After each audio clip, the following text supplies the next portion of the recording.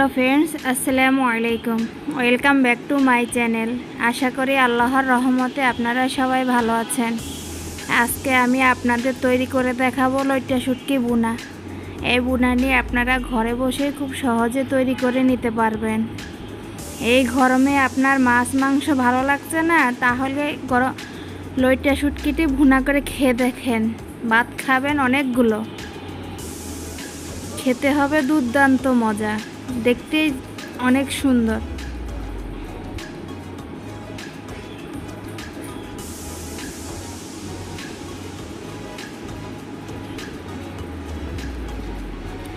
আমি এখানে 150 গ্রাম লইট্টা শুটকি নিয়ে কেটে নিয়েছি। এবার এটাকে 1 মগ পানি দিয়ে সিদ্ধ করে নিব।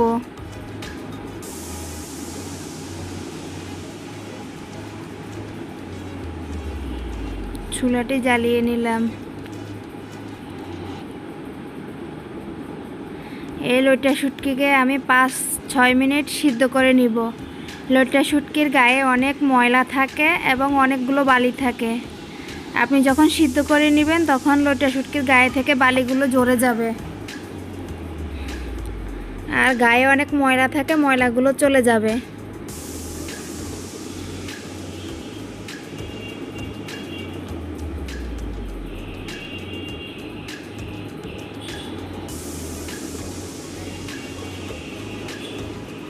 আমি 5-6 মিনিটের মতো সিদ্ধ করে নিলাম। দেখুন অনেক ময়লা বের হয়েছে।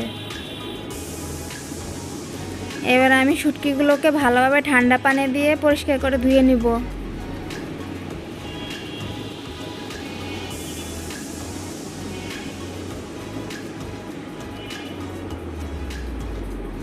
দেখুন দেখতে কেমন সুন্দর হয়েছে। এখন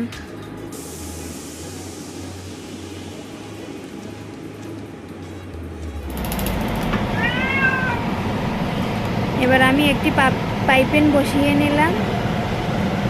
এতে দিয়ে নিব পরিমাণ মতো তেল।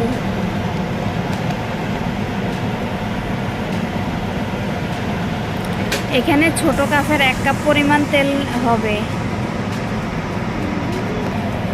তেলটা একটু গরম হয়ে গেলে এতে দিয়ে নিব শুটকিগুলো।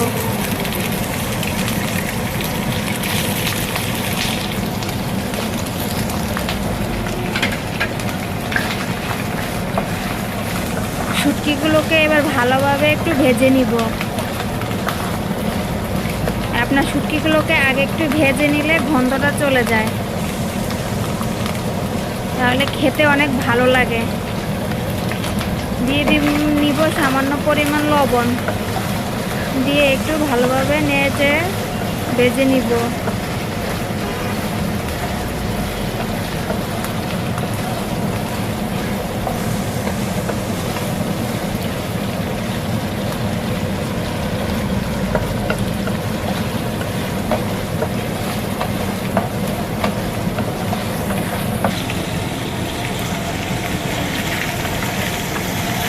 আস্তে আস্তে একটু নাড়তে থাকবেন যাতে না পুড়ে যায়।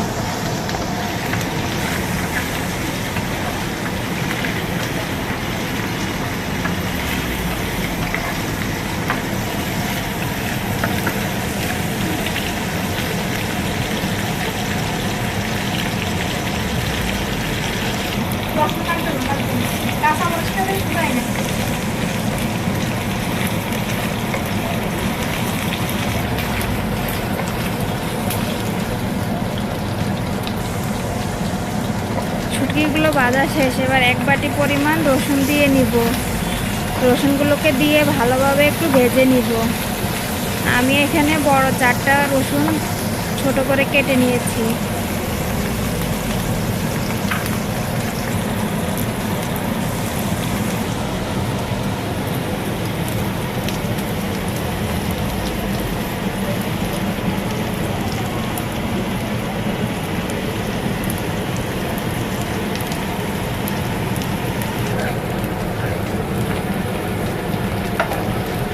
একটু উল্টিয়ে পাল্টিয়ে ভালোভাবে একটু ভেজে নিব।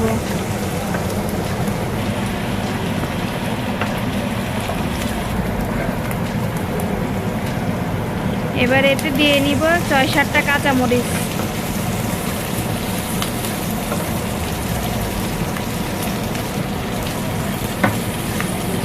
এবার এতে দিয়ে দিব 1 বাটি পরিমাণ পেঁয়াজ। আপনারা চাইলে এখানে পেঁয়াজটা একটু কম বা একটু বেশি দিতে পারেন আপনাদের পছন্দ অনুযায়ী, কিন্তু আমার কাছে মনে হয় যে শুটকিতে একটু পেঁয়াজ রসুন বেশি দিলে খুব ভালো লাগে। আপনারা যেভাবে খান ওইভাবেই দিবেন, জালটা যেভাবে খান ওইভাবেই দিবেন।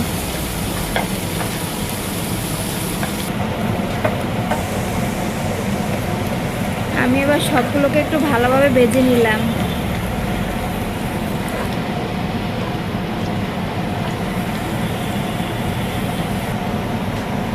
এবার এতে দিয়ে নিব 1 চামচ হলুদ গুঁড়া,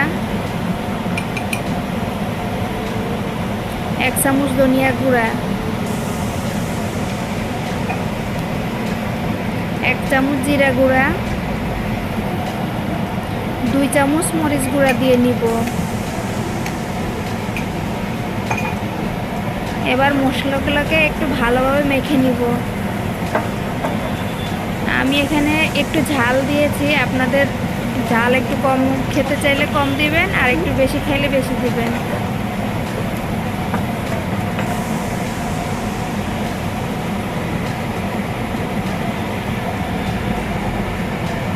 দিয়ে নিব স্বাদ মতো লবণ।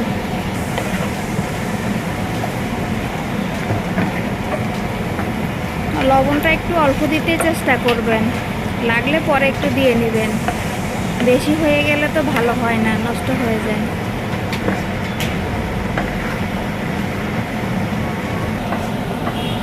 মশলাগুলোকে একটু ভালোভাবে নেড়ে কষিয়ে নিলাম। এবার এতে দিয়ে নিব সামান্য পরিমাণ ছোট বাটির 1 বাটি পানি দিয়ে একটু আবার কষিয়ে নিব।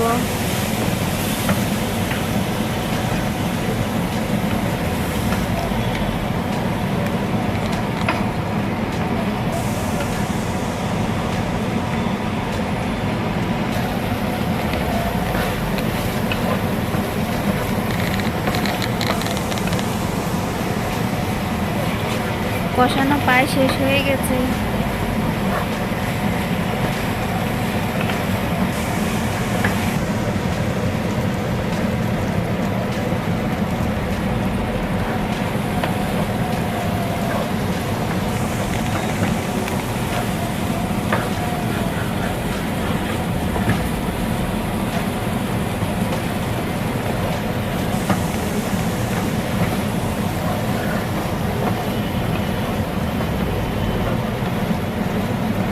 একটু আস্তে ধীরে করে ভালোভাবে একটু কষিয়ে নেবেন মশলাটা।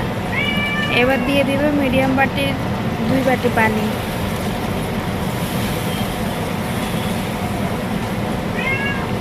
মিডিয়াম বলতে ছোটোই বাটি।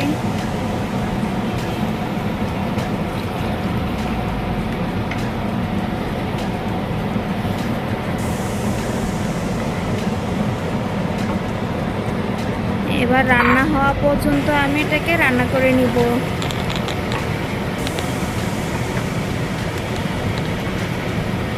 কিছুক্ষণ পর পর হালকাভাবে নেড়ে ছেড়ে দিবেন।